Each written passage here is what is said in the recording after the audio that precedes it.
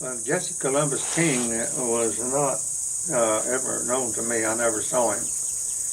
He was my father's father, and he was a very sick man because he came with his wife, who is my grandmother, my dad's mother, from Louisiana, where he was teaching in the universities there in Louisiana.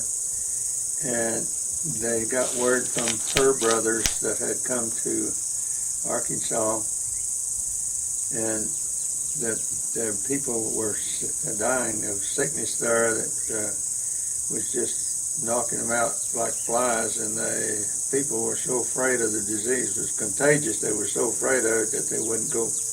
And there these people were dying, and some of them were young couples with small babies, and they would crawl over their dead parents' bodies, and they just couldn't stand to see it. So my grandfather King learned about it, and he said he couldn't let that happen since he was a ordained Presbyterian minister and also a professor and taught Greek.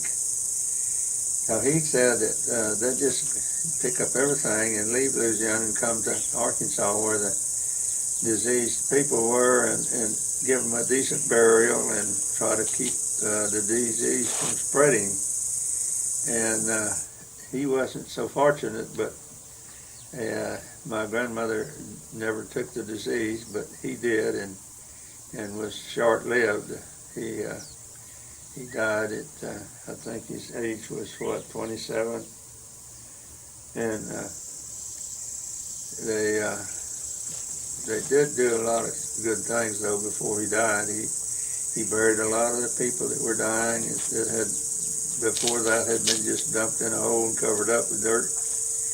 And he gave them a decent burial sermon, and buried them like they do normally at a church or someplace like that where they have a minister. And they did that until he became ill. And at that time, up there in Arkansas, where all this disease was, there was not exactly a rumor, but it was a known situation where the hill country south of Austin, where the little town called Driftwood was supposed to be a healthy place to be for someone with a problem with their breathing, or whatever you call it, some kind of a lung disease or some kind. It was a good place to be because the air was supposed to be a lot better for him. And so grandmother insisted that he go ahead and come down here into Texas and find a place that she could come to, and he could continue preaching. And so he came to Driftwood, Texas, and that's where he spent a lot of his time in preaching in the homes and the churches, and as he gradually became ill to where he couldn't do that, then he got situated in a place where grandmother could live, and it was a miracle that she did not take the disease. She raised the two children that they had. That was St. Mary was the first one, and Jesse Johnson was his name. And they went ahead, and the people were very gracious there. They helped the preacher and his family by bringing them food and helping them with their clothing and so forth. And they were very fortunate, and the Lord blessed them in a special way there. And so Grandfather King was at a very early age having to take little jobs that he could get to where he could help furnish food for the family and clothes and stuff. And there was a family out of Kyle, Texas, named Michaelis, that hired my father when he was 7 years old, and he worked for the Michaelis family in a capacity of a herdsman. He'd keep cattle out of the crops and keep them in the meadow where the grazing was. And the Michaelis family were very good people, and they helped them out. But of course, the wages that they paid in those days for a boy 7 years old who ran up and down the hay meadows and kept the cattle in the hay meadows, they paid him 25 cents a week. That was, and my grandmother had tears come in her eyes, and she'd tell me how her little 7-year-old son would bring her the quarter and hand it to her and said, "Here, Mom, we can buy something to eat." And she was very proud of her upcoming son, 7 years old, of making a living for the family. But such as it was, but that's the way my dad started off, and he learned to work, and he liked it, and he became pretty smart. And as far as the business end of it, he kind of had a pretty good business head on him. And when they got out to where he could get out and do work, well, he was pretty dependable helper to anybody that had a job that he knew how to do. But then they, I guess they came down to this place that they said was a good place for people with a respiratory problem. It was out of Kyle, Texas, where he and grandmother settled on a piece of land that belonged to the Michaelis family. And then they found a little place where they wanted a preacher, and they furnished him a house and a lot of food and stuff. And my father was very happy to be able to work and earn wages that were comfortable for the family to live on. So anyway, that was the beginning of my dad's life, and very, very far from the truth. Very far from the stories that got told on my dad, because he was a very thrifty person. He learned how to save money and how to invest it, and he began to pick up and make money in the communities where he was first. They said, well, he's lucky. He probably inherited the biggest part of that. And if they only know the truth, it would have been quite a different story, because they did think maybe that he might have inherited, because he did accumulate quite a fortune in just in a short time as a young man. But he did very good. He was already familiar with the horse and mule business, and at that time, that was like the car agencies nowadays. The teams of horses and the harness and all that they used were on a big demand, and he saw that coming, so he stocked up on a lot of good harness and a lot of good horses and mules, and he gentled them, and like he always told me after we got up big enough to do something, why he said, don't tell people that you're breaking these horses. Tell them you're gentling these horses to ride. Those breaking horses don't sound too good, but it did to him. But people knew what he was anyway, and so we did gentle a lot of teams of horses and mules to pull farm implements with.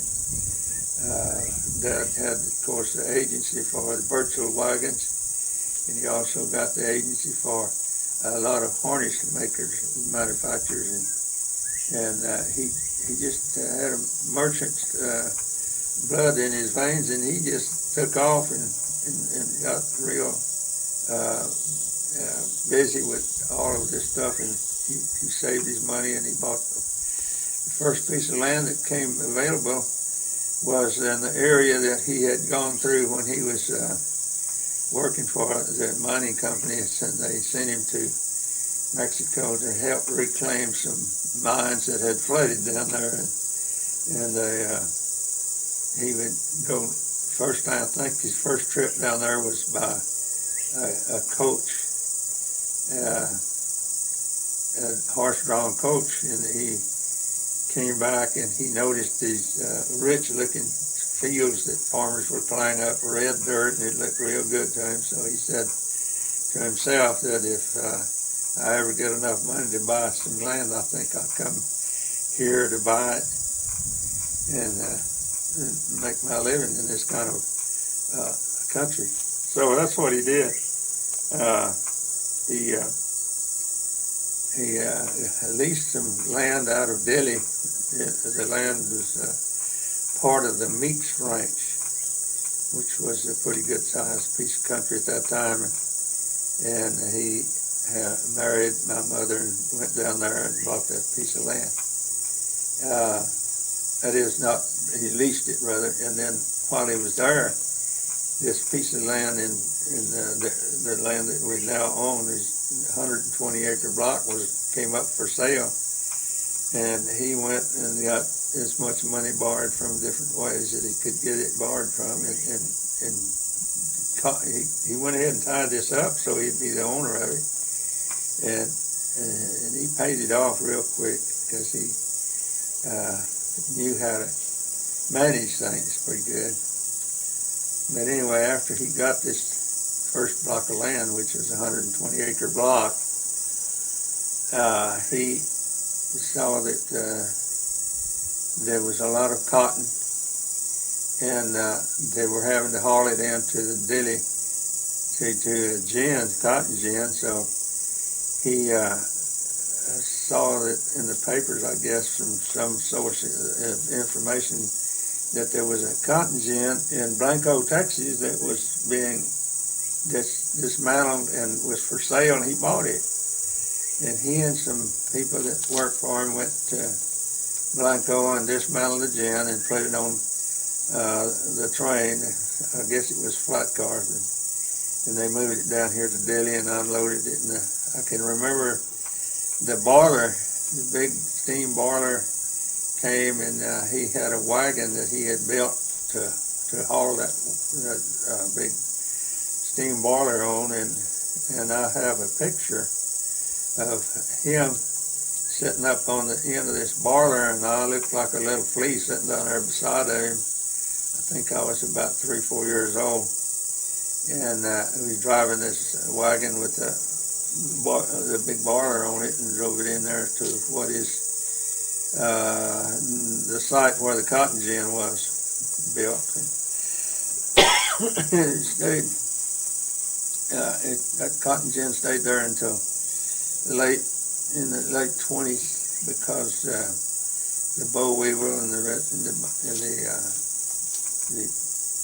different kind of insects, the farmers couldn't get rid of them fast enough, and they'd eat their cotton crops up, so they gave up the cotton business, growing cotton. And my father, since he had the little grocery store here, became friendly with a Mr. Pena that had the Pena store in Delhi, and they got together and they would order enough to get a cheap rate on freight from San Antonio.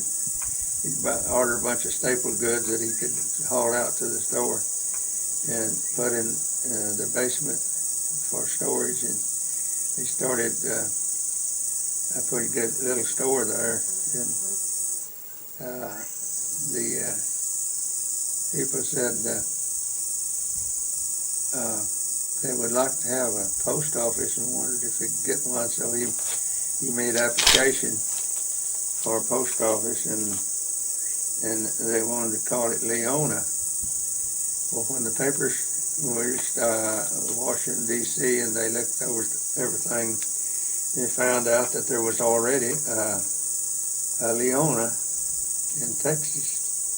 for post office, so they sent it back to him and told him to submit another name. And there was an old Confederate soldier in the community here that was, everybody called him Grandpa Ford, Grandpa and Grandma Ford. So my dad went to him and said, you had made application a while back when we were talking about the post office that you would like to be a mail carrier, that you had a lot of experience with hacks and buggies and stuff with horses and mules. And if I can get this to go through, I said, I'd like for you to be the mail carrier. And so now that we've sent in a name that they had to turn down because there was already one, said, we'd like to have you to name it. So he said, well, in the military, he said, when you go to one place and you turn and pivot and come back to the original place, he said, I think I'd like to name it Pivot, P-I-V-O-T. So they submitted that name, and by some a little bit error of some kind, they finally came back and said it was D-I-V-O-T, which in actual terms is a divot is a hole in the ground when you're playing golf and you hit the ground and knock a little hole in the ground. That's a divot. So he never did know for sure whether there was somebody up there just having a bunch of fun and calling this a hole in the ground, or whether or not they just misread the printing. Instead of a P, they put a D. But anyway, that was the way it got its name. And a lot of stories came out about different ways how it got its name, but this is the true story of how it got its name. And no other is true, because this is actually the only way that Divot got its name. And so anyway, Grandpa Ford carried the mail. And I can remember when I was probably about 3 or 4 years old, since he came from Dilly and brought the mail out, and he tied his team under a shade mesquite tree until the mail was sorted, and the new mail, incoming mail, that is for outgoing mail, to be packaged up and sent back by him. Then there was an old hen that would get up in his buggy and lay an egg, and it heard nearly every day. And when he started, he'd get in his buggy and start back to Dilly and start coming up the road towards the house, he'd hold that egg up, and I'd run out there and wait, and he'd hand it to me, and I'd take it to the house. That was one of the things that I remember, because I was involved in it to that extent, where I had to carry the egg into the house. The old hen laid in the mail carrier's buggy. But anyway, that was pretty interesting to me, because I was just a kid. The store grew, the community grew, and a lot of people began to buy the tracts of land that they could buy, and they would farm mostly cotton until 1926, when the boll weevil got the cotton crop just about gone. They'd eat the bolls, and they just couldn't make cotton grow anymore on account of the boll weevil and the pink boll worm. And so the man that had the store in Dilly, that fellow's name was Pena, and he had big sacks. I'll call them gunny sacks, but they're big old sacks made out of what we used to call binder twine. But they came out of Mexico, and he would order these peanuts, and they would be in the shell, and they'd set them big sacks down there on the floor, and then have a package of those small packages, small paper bags, and sell a little bag of those peanuts for a nickel. And so this struck my dad, well, maybe these peanuts will grow here. So he asked Mr. Pena if he knew whether those peanuts had been treated or heated or something for commercial use and where you could sell them. And he said, no, he said, I think they're coming right out of the field. But they came out of Querétaro, Mexico, way down in Mexico. So he planted some and they all came up. So he said, well, right there is probably going to be our cash crop from now on, since cotton is already just about gone. So he ordered several bags of those peanuts, and at that time we planted them in the hull, and peanut planter had to be special, so my dad ordered a peanut planter from one of the companies that he had gotten started to selling some of their products, and he got the peanut planter that would plant the peanut in the hull. There's two kernels, usually. There's two kernels of peanuts in a hull. And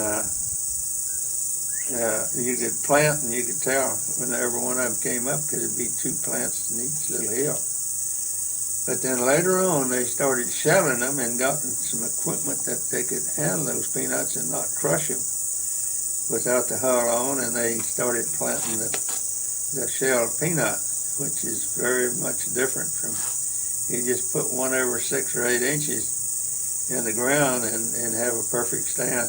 And that's the way they got started raising peanuts in Frio County. We planted 15 acres. That was in the hull, right behind the old homestead over there. And of course, when we plowed them up, we just put a sweep on the planter and started plowing the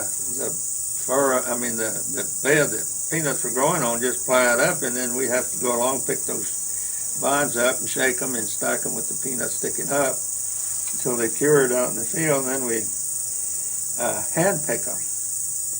The first peanuts that were produced were picked by hand, not a combine or not a thrasher machine. It was picked by hand. And I was one of them that picked those peanuts off, and a little old crippled Mexican fella that was a herder, goat herder, he and I would sit out there after I got out of school and pick peanuts off of those vines and put them in a tub, and we'd throw the vines over, and then we'd use the vines for hay and feed it to the cows.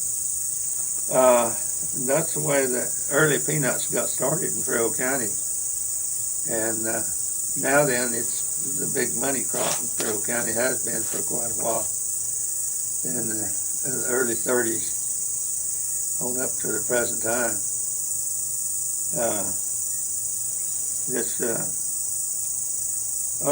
We promoted all kinds of things for the purpose of using the peanuts, so that we create a market for them. And we had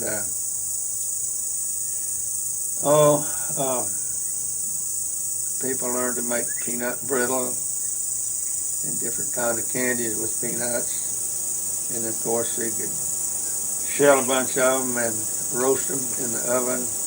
And then the Tom's Toasted Peanut Company came into the picture and started making little packages of peanuts for a nickel.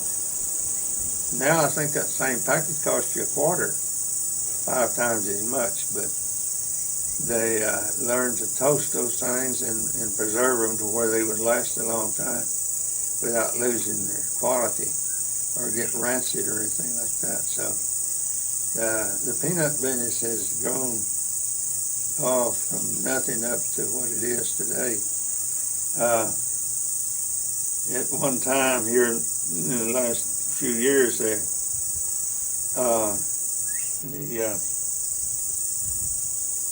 airplanes or the commercial airlines used to put little packages of peanuts in your little snack that you ate while you're flying. And I don't know who came up with the idea that they could put pretzels in a little package, and so they had to kill the peanut business. So they finally came up with somebody that said they were allergic to peanuts. Well, imagine if you went to the bottom of the thing, you might be and 10,000 people, you might find one person that might be slightly allergic to peanuts. So we hatched up the idea that since somebody said they were allergic to peanuts, how about somebody getting allergic to pretzels? So they started it on the airplane. They started saying, no, I can't eat those pretzels, I'm allergic to them. And it didn't take long to kill that little idea that peanuts were harmful to you in the manner that you might be allergic to them. But anyway, that hasn't hurt the peanut business too much. It did for a while. The peanuts are still the money crop here in this area anyway. Georgia and Alabama, there's a lot of country planted in peanuts, and everybody seems to like it. So I don't think that we have to worry about the peanut business going on the rocks because somebody's allergic to it. That was more or less a ruse. I don't think that was very true either. But anyway, that comes in the picture, so we discover it with a little verse about how people might have been allergic to pretzels too. And that just more or less killed the whole story right there. But anyway, peanuts are a very healthy food. And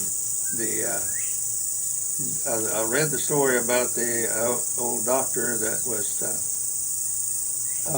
working with old people without teeth and old people that had worn out digestive tracts and so forth. And he found out that he could grind these peanuts into kind of a masa, or butter, peanut butter. That's the way it got started. And he would feed that to the people, and they responded to peanuts. It brought them back to brought their appetite back, and their digestive tract got improved a whole lot by toasting those peanuts and grinding them up. And so the peanut butter got started that way years ago, and it still is looked to as a very lot of, what he called it anyway, the people that ate it got a lot of good out of it, and their bodies responded, and they got well from different ailments just because they had a lot more strength from eating the peanuts than they did before they had peanuts to eat. So the peanut business has gotten back on his feet again. It never did just completely die, but it was hurt quite a bit by those particular things that happened. Now then, the horse and mule business that my dad started came from having worked with horses and mules for the Michaelis family and for the horse and mule barns in Kyle, Texas. And he broke mules to harness, and finally he got the agency for selling harnesses, different kinds, and also the agency for the Birdsell wagon. Quite a few farm implements like planters and cultivators and harrows and the various different implements that were horse-drawn.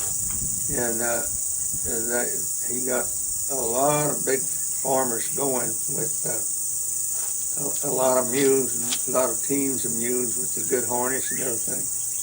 And he made quite a bit of money because of his knowledge of this work animals that he had worked with from childhood.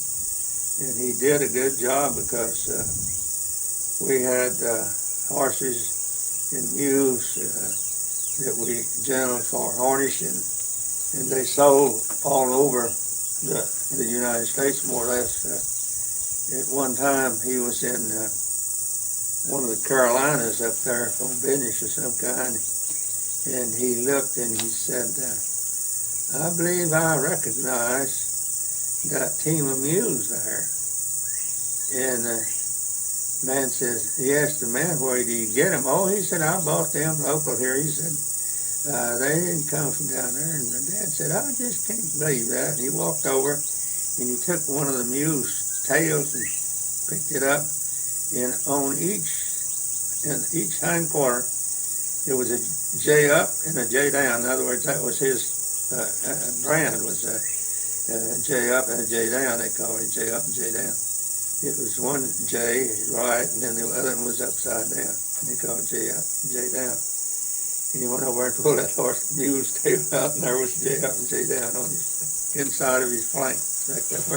The reason he did that is because the Army bought a lot of our stock, and we really didn't feel safe in not having a brand of some kind on it.